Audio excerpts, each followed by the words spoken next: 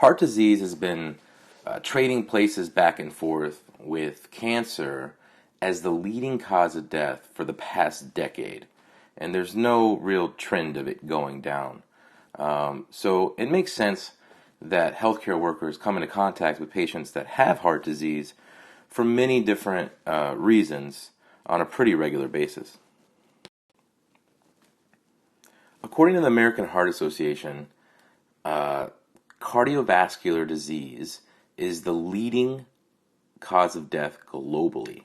So all around the world, cardiovascular disease is the leading cause of death. And it's estimated that more than 1 in 3 Americans has one or more types of cardiovascular disease, such as your coronary artery disease, which is pretty common, where plaque builds up inside your coronary arteries. This is a type of coronary heart disease, and coronary heart disease is a disease of the coronary arteries and associated signs, symptoms, and complications such as angina pectoris and acute myocardial infarction. Patients with coronary heart disease have 5 to 7 times the risk of having a heart attack or dying. 5 to 7 times the risk if you have coronary heart disease. And it's characterized by atherosclerotic narrowing and eventually blockage of the arteries that supply the heart muscle with blood. And I'll just kind of quickly explain. You have your coronary artery, and within that tunica intima, the inner lining, you have a buildup of plaque, and this is cholesterol, kind of builds up in there. And then at some point, so this will narrow, and that's what causes angina. You get the narrowing of the coronary arteries, and if you have an increased oxygen demand, well, you don't get much blood flow through here. But eventually, this could actually break off the cap of this plaque. And then what happens when you have damage? You have the clotting cascade, and then you can create a clot here, and then no distal blood flow or very little distal blood flow will occur, causing some sort of infarction. Acute coronary syndromes, or ACS, is characterized by diminished flow through the coronary arteries, just as I was talking about with that plaque buildup. Coronary artery occlusion by a blood clot or thrombus. Like I said, that plaque, the cap of that plaque can break off, creating a blood clot. Coronary artery spasm.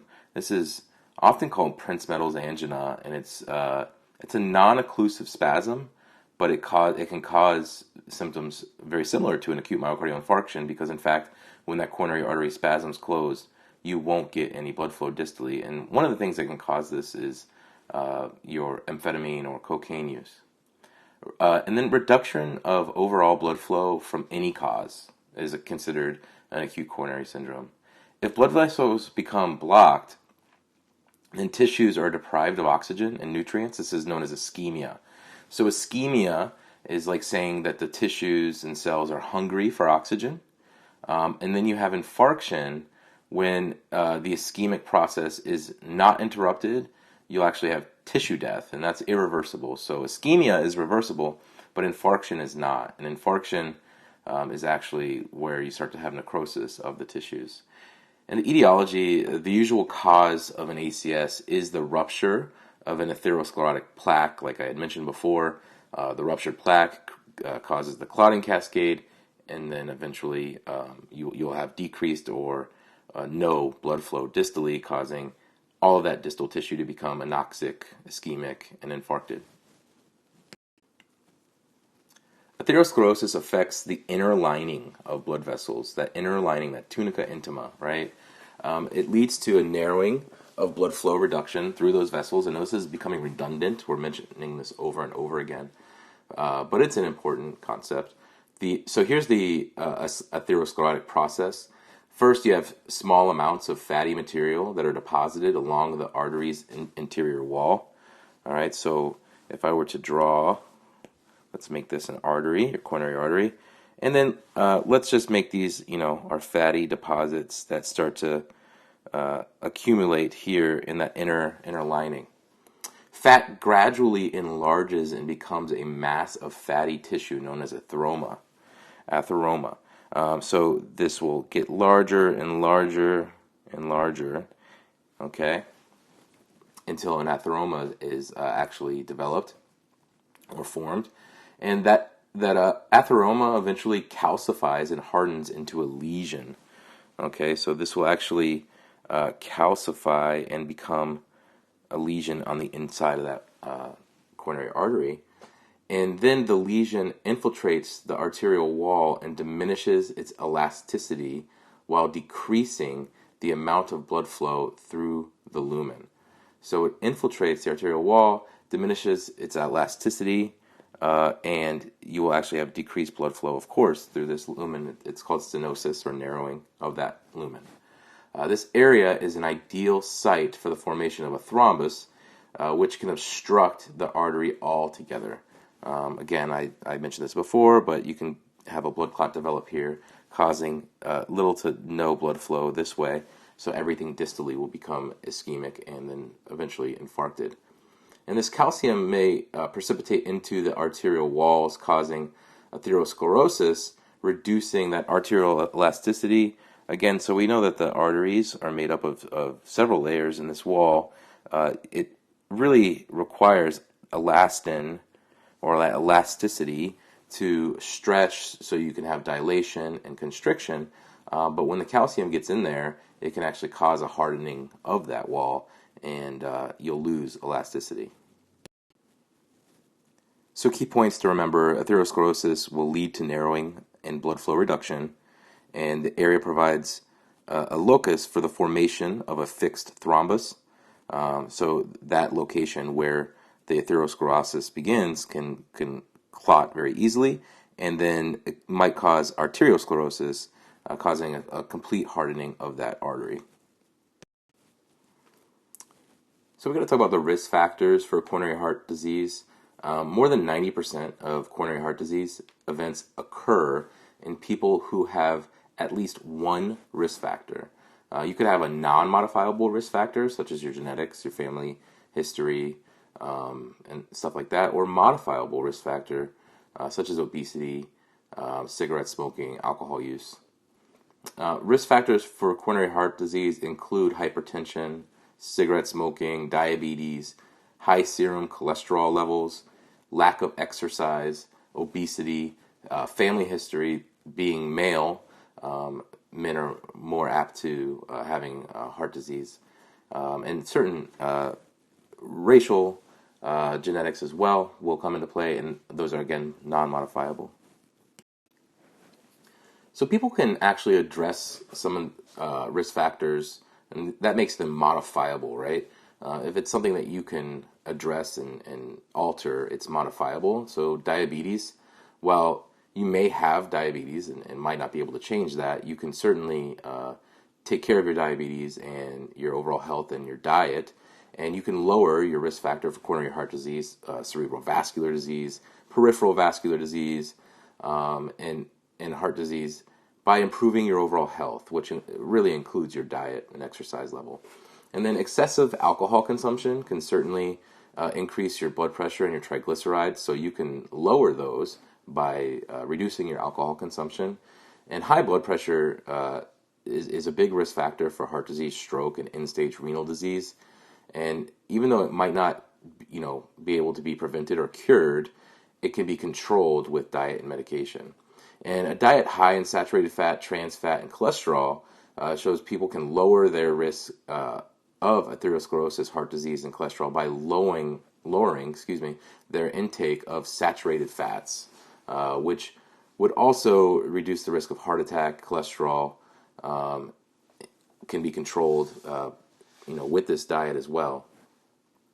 Obesity, again, comes back down to diet and getting your weight under control. Obesity is a big risk factor, and it is modifiable. Lack of exercise, that's probably the easiest one to modify. Exercise improves overall fitness, cardiac reserve, and collateral coronary circulation. Collateral coronary circulation is a big one because by improving and increasing your vasculature around the heart, you're actually creating backup systems of blood flow. So if you were to have a heart attack, you would actually have a smaller amount of tissue affected because you have good collateral circulation. And then cigarette smoking is huge. Smokers who quit return rapidly to the same risk level as a non-smoker. So it's never too late to quit. You actually start having a lot of changes immediately after you quit. And stress levels, people who learn to manage their stress more effectively can lower risk coronary heart disease and associated risks. And I watched a really good TED Talk about stress specifically. And what they said is if you believe that stress is harmful to your health, you are right. But if you believe stress is not harmful to your health, you are also right. So what the TED Talk was saying was it's all about your perception of stress, that your body will react to that. And if you believe that stress is not something that's going to affect your health negatively, and you actually thrive off of stress, then your health won't be affected by it. And there's actually good evidence to support that. Other contributing risk factors include education, family income, and employment. And next, let's talk about angina pectoris, which really just means like ischemic chest pain. It's the principal symptom of coronary artery disease, and it's pain that occurs when the oxygen supply to the myocardium is not enough to meet the demand. Remember, the myocardium is the thick middle layer where muscular contraction occurs, and you need to have a lot of blood flow there. You have nerve endings there to let you know when you're not having good blood flow there.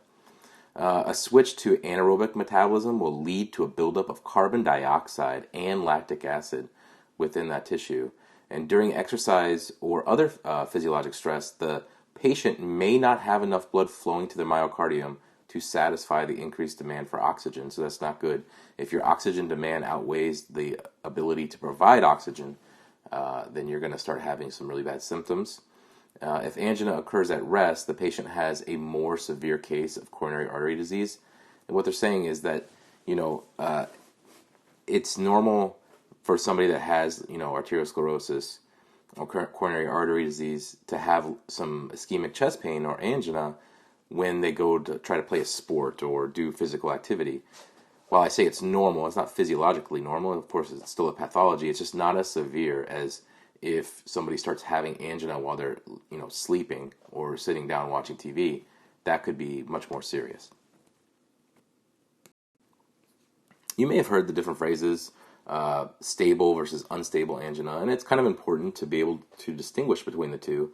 Stable angina follows a recurrent pattern. It's kind of like what I was just talking about. Its pain occurs after a predictable amount of exertion with a predictable location, intensity, and duration. So these patients will typically know that it's like their typical, chest pain. Patients often take some form of nitroglycerin, and then it'll often become better. The ST segment, depression, or inverted T waves might show up on an EKG, and the ECG changes resolve when the heart's oxygen demand is met. So after they rest and take some nitrates, they'll actually have changes in both their pain and the EKG that'll go back to normal. Unstable angina is, of course, a more serious condition and indicates a higher level of coronary artery obstruction. All right, it's characterized by changes in frequency, severity, and duration of pain and other symptoms. More frequent and severe attacks, which may begin during sleep or at rest, like I was speaking about before. And then warning signs of an impending MI would be that unstable angina. Somebody that's got continuous chest pain, unrelieved by nitrates, and rest, that would be your unstable angina patient. You need to treat that just like a STEMI. I mentioned before that one of the types of coronary artery disease is your vasospasm, and that's typically called Prince-Metal angina or vasospastic angina, and it's caused by a coronary artery vasospasm and results in chest pain while at rest. And it's caused by emotional stress, hyperventilation, exercise, cold weather. It can occur in patients with normal coronary arteries, as well as in patients with coronary artery disease. You may have some ST segment elevation, that's common on the EKG, making it look like a STEMI. Resolution of symptoms will occur either on their own or with nitrates, and they have an increased risk of dysrhythmia, acute myocardial infarction, syncope, sudden death, due to the same reasons that you would have all of those things from a typical MI. And also, you could have this, as I mentioned before, caused by illicit drug use, especially stimulants can cause this vasospastic angina. So you've most certainly heard of an acute myocardial infarction, and its pathophysiology is kind of an important. Part of the cardiac muscle is deprived of coronary blood flow long enough that portions of the muscle die. Okay, so that's the infarction part. We've gone past ischemia, like you might have with angina, and now you're actually having tissue death, which is irreversible. The location and size of the infarct depend on which artery is blocked and where. So if your left anterior descending artery is blocked, that's going to be much more severe because it's a huge part, right? Most infarcts involve, at least to some degree, the left ventricle. When the anterior lateral or septal wall of the left ventricle are infarcted, it is usually from an occlusion of that left coronary artery I'm talking about, which is often called the widowmaker because so many men have died from having an occlusion of the LAD. And then an RCA occlusion usually causes your inferior wall infarcts. So your inferior wall, your right ventricle are supplied blood by that RCA. Subendocardial myocardial infarction is when the ischemic process affects the inner layer of the muscle only. All right, so that inner layer, the subendocardium. And transmural myocardial infarction is when the infarct extends through the entire wall of the ventricle or the heart. The endocardium, the myocardium, and the epicardium are all infarcted all the way through. That's called a transmural infarction. Infarcted tissue is surrounded by a ring of ischemic tissue that is relatively deprived of oxygen but still viable. So basically, you'll have the smallest area will be the infarcted area because that takes the longest for tissue cells to die. And then around that, you have the ischemic area, which is dying, but it's not yet dead. It's reversible, right? All right, so you have, and then really in between the two, let's see if I can find another color here. In between the two, you actually have an area where we call an injured area, or the area or zone of injury, so to speak. All right, so on the smallest area will be your infarcted area. Around that, you have an injured area, and then around that, you actually have the ischemic area. And then patients with STEMI have ECG evidence of an ST segment elevation. And that on that 12 lead, you'll see the MI showing up as ST segment elevation. So a STEMI is a specific diagnosis that requires the 12 lead. And then an NSTEMI produces no signs on an EKG, but it's still an MI. So STEMI is an MI that shows up on a 12 lead, and NSTEMI is an MI that doesn't show up on a 12 lead. Distinguishing patients with unstable angina from those with AMI may be impossible during their initial presentation. Signs, symptoms, and ECG finding associated with these two conditions may be identical. Okay, so it could be impossible for you to know if they're actually infarcting or not.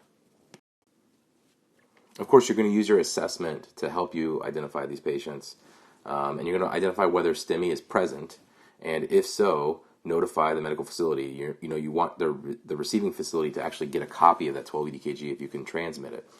Determine the time of the symptom onset. That's important because it lets you know how much tissue death has occurred over a certain amount of time, right? You can kind of get an estimate. Monitor cardiac rhythm and vital signs, of course. Be prepared to provide CPR and defibrillation if needed. I often teach that if you identify a STEMI patient, pull the pads out and have them ready to go because before you know it, that patient could do that death reach posturing, that anoxic posturing that looks almost like a seizure, and you'll look at the monitor and they're in ventricular fibrillation, and you're going to be behind the 8 ball if you don't have your pads out ready to go. Some people take the pads out when they see a STEMI and they'll actually place them on the patient. I think that's a little ominous if you're the patient and you see these pads getting stuck to your chest and you're completely compos mentis. So you might just want to have them out and ready to go. Of course, if your patient is mottled or starting to Brady down or something like that, yeah, get the pads on the patient because they're even worse off and most likely they're going to arrest right in front of you. You want to be ready to administer the appropriate medications and transport to the appropriate facility. These have to go to a PCI center. PCI, or percutaneous intervention, is coronary intervention, is the most common and most effective treatment for a patient experiencing a myocardial infarction. All right, so continuing on with your assessment, you're going to want to find out the patient's symptoms. And of course, chest discomfort is the most common symptom when it comes to acute coronary syndrome. And it could be somebody that has a history of stable angina, and now they're telling you it feels different. It could be somebody with just new onset chest pain. They've never had it before. Your squeezing, crushing, tight, heavy, pressure-like pain is more indicative and pathognomic of an ischemic heart. However, they might not have chest pain at all. And some of your more ominous findings might be unexplained dyspnea, unexplained diaphoresis. If they're sweating and they've been inside in the air conditioning and they have no explanation for the sweat, you should be getting a 12 lead because that patient very likely is having some sort of cardiac event. The pain that radiates to the arms, to the fingers, and may radiate to the neck, jaw, upper back, and the epigastrum should be concerning as well. All of those radiation or referred-like pains are pathognomic of an ischemic heart. And the pain is dull, often unaffected by deep inspiration, movement, or position, and may not be relieved by nitrates. That's pain that should also concern you. Of course, just because you can reproduce the pain with palpation or it gets worse with respiration doesn't rule out a cardiac cause, but it makes it less likely. So that is a good assessment. It's just not something you would say, oh, well, you're not having an MI because I can cause your chest pain to occur when I push on your chest. Well, that's not a truly accurate statement. They could still be having an MI. It's just less likely. And often, the patient will unconsciously clench their fist when describing the pain. And they'll do it right over their chest. And that's called Levine sign, Levine. Levine sign is when somebody kind of grips or puts a fist over their heart, letting you know that they're having really bad chest pain. The pain sometimes is mistaken for indigestion because people that have had indigestion, it feels a lot like you're having a heart attack, especially if it's bad indigestion, and they might tell you, oh, it's just indigestion. But keep in mind that at that point, it really behooves you to do a 12-lead EKG, do a full assessment, and transport that patient to a cardiac facility if they allow you to, and educate them that this may also be an MI because it's hard to distinguish between indigestion and an MI. And with your assessment, find out if there's something that would have caused indigestion, or if there's something, if there's risk factors that indicate that this is probably an MI. As I said before, not every ACS patient is going to have chest discomfort. We call that a silent MI when they don't have chest pain, but they're having a heart attack. And others may present solely with dyspnea or with arm, shoulder, back, jaw, neck, epigastric pain, or even ear discomfort, anginal equivalents. So the unexplained dyspnea, I've mentioned over and over again, is a big one. And unexplained diaphoresis, I think, also is a pretty ominous finding. Your atypical or unusual symptoms are more common in women, the elderly, and patients who have diabetes. We know diabetes because they might have neuropathy and they just don't feel pain the same way. And your older patients also can have neuropathy, whereas women, when they, especially postmenopausal women, they start to have different risk factors for a cardiac disease. So chest discomfort that presents as aching, tightness, pressure, burning are all concerning. Discomfort that may come and go, often in the back, shoulder, or neck, is also atypical findings. Again, dyspnea keeps coming up, so shortness of breath is always a big one that make you think possible cardiac cause. Weakness, which is a difficult symptom to assess, and then nausea and vomiting. Your elderly patients can actually have a compromised mental state, generalized weakness, syncope is a common one, shortness of breath. Anybody with syncope gets a 12 lead. That needs to be in the back of your head. Anybody with syncope gets a 12 lead.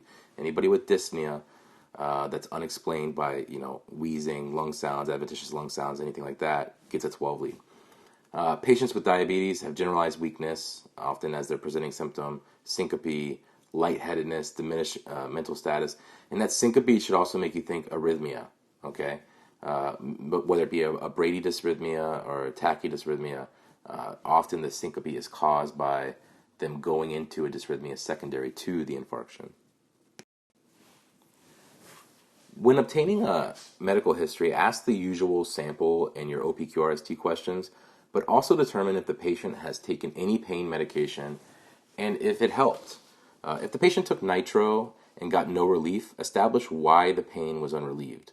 The patient may be having an acute coronary syndrome, or the nitro may have gone stale if it had not been stored properly. Remember, nitro has to stay in those dark bottles inside.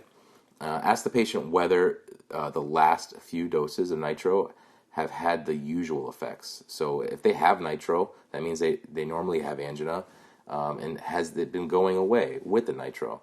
Do they have slight burning on the tongue, in the feeling of flushed feeling that they get after taking the nitro?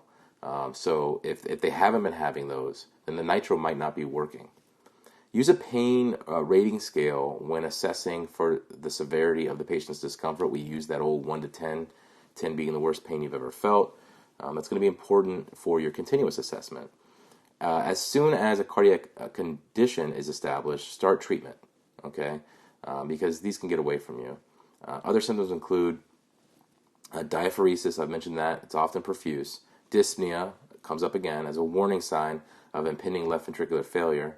Anorexia, nausea, vomiting, belching, hiccups, all can be symptoms associated with ACS. Profound weakness, dizziness caused by diminished cardiac output, palpitations caused by tachydysrhythmias, a feeling of impending doom, which should pucker you up a little bit because that impending doom can be an ominous symptom, and then panic and dread, also kind of scary stuff. And then you have some objective findings. Patients may have relatively normal physical exam findings, with the diagnosis depending mostly on history and 12-lead ECG findings. So take note of the patient's general appearance, the patient's level of responsiveness, their skin, color, condition, and temperature, all of their vital signs. If they have any signs of left ventricular failure, such as pulmonary edema, like your wheezes or crackles, or signs of right ventricular failure, which would be your distal or dependent edema, both pedal or sacral edema, that kind of thing. So let's talk a little bit about the treatment and the management of acute coronary syndromes. Among patients with ACS, those with STEMI are most likely to benefit from your reperfusion therapy. So start treatment at once on arrival at the scene for any patient with chest discomfort, because the benefits are time sensitive, such as aspirin, right? So giving a patient aspirin doesn't necessarily deplete a clot. It just stops a clot from getting any bigger. Nitrates won't necessarily dilate the coronary artery that's occluded enough to get blood flow around it, but it could dilate the collateral blood flow, those neighboring coronary arteries, and kind of make that area of infarct even smaller. So even before you complete the history or your second assessment, you want to start by giving at least some aspirin, oxygen if they're hypoxic, only if they're hypoxic, because oxygen can actually cause more harm than good if they have normal saturation by way of free radicals and oxidative stress. So you want to refer to the ACS algorithm from the American Heart Association for more treatment recommendations. It's important to also note that these patients have a decreased amount of oxygen going to their myocardium. So if they have an increased oxygen demand, that will escalate the amount of tissue death dramatically. So you want to keep them at both physical and emotional rest, right? The stress response triggers the release of catecholamines, which can make the damaged heart race, okay? The massive discharge places the peripheral circulation in a state of severe vasoconstriction, and the heart has to work harder against increased afterload. So the heart's need for oxygen increases, and this cycle can lead very quickly to dysrhythmias and even death. So you want to kind of keep them calm, try to get their heart rate down. You don't want them having their heart to work harder when it has especially less oxygen and ability to do so. To begin treatment, place the patient in a semi-Fowler position. Do not allow the patient to walk to the stretcher. That's a big no-no, because that's more exertion, and if somebody's having a heart attack, exertion's a bad thing. So If you have to wheel them to the stretcher, if you got to bring the stretcher over to them and pick them up, do what you have to. From the first point of paramedic arrival, the patient must do nothing, right? You don't want them to do anything because, again, exertion can cause them more harm. Obtain vital signs, perform your cardiac monitoring, make sure you measure blood pressure at least every 5 minutes, and measure the pulse rate. Of course, you're going to want to provide constant cardiac monitoring for these patients. Be ready to treat any dysrhythmia, whether it be a pulseless rhythm, a tachycardia, symptomatic bradycardia. They can all occur, and you should be ready to treat based on your local guidelines and the AHA algorithms. But also be ready for the patient to go into cardiac arrest. So your acute myocardial infarction patient often will go unexpectedly into cardiac arrest. So you should expect it, right? You don't want to walk them to the stretcher because you can end up causing an increase in oxygen demand, and then that can subsequently cause cardiac arrest. But also just like having them on the stretcher, the evolution of the MI, they can end up going into arrest. So that death reach where they have that seizure-like anoxic posturing, and then you look at the monitor and you see something like VFib, you want to be ready to shock them. So have your pads out and ready to go, so you can provide defibrillation if needed. You don't necessarily need to put them on your patient if they're completely compos mentis. That could cause more harm than good, but be ready to shock them by having the pads out and ready to go. You may have heard the term MONA when it comes to treatment of the ACS patient, and it's kind of gone out of favor, even though it's still in the book. For instance, morphine. Morphine is part of the MONA therapy. It's the M in MONA, and it used to be kind of like the mainstay in ACS and MI treatment. All the chest pain patients pretty much got morphine. Now, we're using fentanyl. It has less side effects. It's a more potent opioid and provides better pain relief. In some cases, you may be using ketamine for pain management. Your oxygen is good if they have O2 saturations less than 94%, but the non-hypoxic patient, especially if they're experiencing an MI, they could have adverse effects from hyperoxygenation and oxidative stress, so you don't want to cause that. Of course, aspirin and nitroglycerin are still the hallmark treatments for all of your ACS patients. So if your patient's dyspneic, hypoxemic, or has obvious signs of heart failure, you're going to want to administer oxygen and titrate the therapy to maintain an SpO2 level greater than 94%. But try to stay under 100%. That 94 to 99% range is kind of perfect. You don't want to hyperoxygenate them, as I said before. In most EMS systems, dispatchers may even advise the patient to chew baby aspirin, 160 to 325 milligrams, unless there is a known allergy. Of course, if this hasn't been done, you're going to want to do so after you arrive on scene. Always obtain a 12-lead EKG with anybody presenting with ACS symptoms, and try to get it within 10 minutes of patient contact. That's pretty reasonable. And you can do it while your partner is getting IV access or obtaining vital signs. And then perform before administering medications, except for maybe aspirin and oxygen. So you can make ST changes go away after giving nitrates. So you want to see those ST changes so you can call STEMI and expedite their care if they do exist. You don't want to make them go away and then get a 12-lead that looks normal by giving nitrates. Get the early 12-lead while you're giving your oxygen if needed and aspirin, getting vital signs, getting an IV, and then give the nitro after you've gotten your first 12-lead. And then you're going to want to repeat the 12-lead with each set of vital signs. There's a good quote out there that one ECG begets another, or one 12-lead begets another, and that's very important to remember that don't just do one 12-lead EKG, because you wouldn't just do one set of vital signs. You can have trends on the ECG, dynamic changes, and these changes could actually clue in a cardiologist to a significant pathology, and they may treat based on seeing the changes alone. So make sure you treat 12 leads like a vital sign and get them pretty regularly to establish trends. In your patients whose symptoms suggest ischemia or infarction, the 12-lead EKG allows for a rapid stratification into one of those three categories that we talked about before. your STEMI, which is your EKG diagnosed myocardial infarction, your InSTEMI, which is MI that doesn't show up on an EKG, and sometimes it'll be like InSTEMI backslash unstable angina. So you'll see like UA backslash InSTEMI or InSTEMI backslash UA. And then you have your normal or non-diagnostic chest pain. Of course, we're going to dive into 12 EKGs in a different module, but here's an example of a patient experiencing an inferior wall myocardial infarction.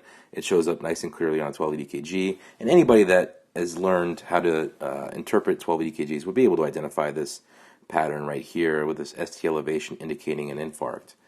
You have good reciprocal changes here, and this patient would certainly go directly to the PCI center and hopefully the cath lab. STEMI treatment requires reperfusion therapy either by your percutaneous coronary intervention or PCI or the administration of fibrinolytic medications. Now, most patients get cathed. However, fibrinolytics are still an option in some hospital systems. You should know which medical facilities in your area are equipped to administer fibrinolytic therapy and or PCI.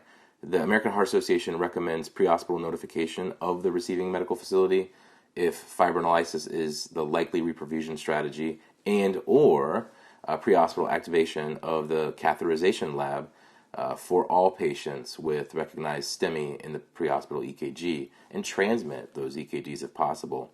Most treatment regimens for fibrinolysis include one of these three agents: alteplase, which is known as Activase, streptokinase or streptase, retaplase or retavase. Or you're kind of seeing that there's a commonality amongst those, all of them, all of the fibrinolytics end in ASE. And they convert the body's clot-dissolving enzyme from plasminogen into plasmin, and they're pretty effective at dissolving clots. For patients with STEMI, it is critical to minimize the following: your EMS to balloon time. That starts at the first moment of patient contact by EMS and ends when definitive therapy occurs. So EMS to balloon is kind of like that old when we've reperfused the tissue time. So from the time we got to them till they get reperfused. Door to balloon is what the hospital looks at, and that's the interval between the patient presentation at the hospital and the definitive therapy, whether it be fibrinolytic therapy or a cabbage, so on and so forth. And then door to needle time begins when the patient arrives at the ED and ends when a fibrinolytic medication has been administered. So door to balloon, I guess, is more for your PCI, going to the cardiac cath lab, that kind of stuff. And door to needle has been used in the past as well. And the ideal STEMI system should include a well-established protocol, comprehensive training, fibrinolytic checklists, 12-lead ECG acquisition and interpretation capability, staff experience in advanced cardiac life support, the ability to communicate with the receiving institution, via radio, a medical direction with training and experience in managing STEMIs, and quality assurance to maintain a continuing education and a continuous high-quality level of treatment. Not all EMS systems are able to support a STEMI system. When STEMI systems of care exist, and transport times will be more than 30 minutes, administer fibrinolytics in the pre-hospital setting. That actually does happen in your more rural EMS systems. When both pre-hospital fibrinolysis and direct transport to a PCI center are available, transport may be preferred over fibrinolyzing the patient pre-hospitally. So if you have a PCI center within a reasonable transport range or distance, you wouldn't want to fibrinolyze the patient pre-hospitally.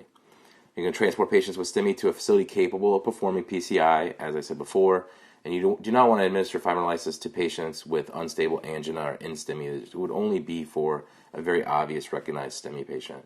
Patients with unstable angina or InSTEMI who are clinically unstable and who have positive cardiac biomarkers may undergo percutaneous coronary intervention. You're going to want to provide pain relief. Remember, we want the patient to be at minimal physical and emotional stress, and providing pain relief will help with that. So administer nitro if you are sure there are no contraindications to its use, such as erectile dysfunction, phosphodiesterase inhibitors. You don't want to give any nitro to anybody that's used any of those anytime within the recent past. or somebody that's got hypotension due to a right ventricular MI, you want to do a right-sided 12 lead and rule that out before administering nitro to your inferior wall MI patients. If the patient's discomfort persists following nitrate and the vitals remain stable, consider administering an opiate.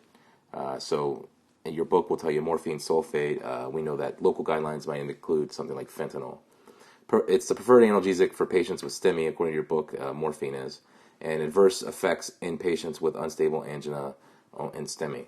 Some EMS medical protocols prefer fentanyl, as I said, over morphine for pain as it has fewer side effects. Remember, morphine has a lot of histamine release, and nausea, vomiting is very common with morphine, whereas fentanyl is not so much. So you're going to get your history, your secondary assessment. You're going to get the patient transported once they're stable, transport in a semi-Fowler position, ensure the patient is relaxed, comfortable. Again, you want to reduce the physical and emotional stress. Additional treatment may be advisable, especially for long transports. You might want to repeat pain management and stuff like that. Of course, obtaining vital signs all along the way every 5 minutes and getting your 12 EDKG with each set of vital signs. Dysrhythmias are common in the first few hours of an infarction, so be ready to manage those as needed. So some patients may refuse care despite having signs and symptoms consistent with acute coronary syndrome. A person with chest discomfort who refuses care is an example of a high-risk refusal. Calmly try to persuade the person to accept the care you wish to provide, including transport. If you suspect an MI, tell the patient that you think that they may be having a heart attack. They may not live past this, and they could die if they don't go to the hospital. Explain the risks in their entirety and contact medical direction if necessary. If you're unable to convince the patient, make sure you do good documentation with your refusal. And then your patient and family education.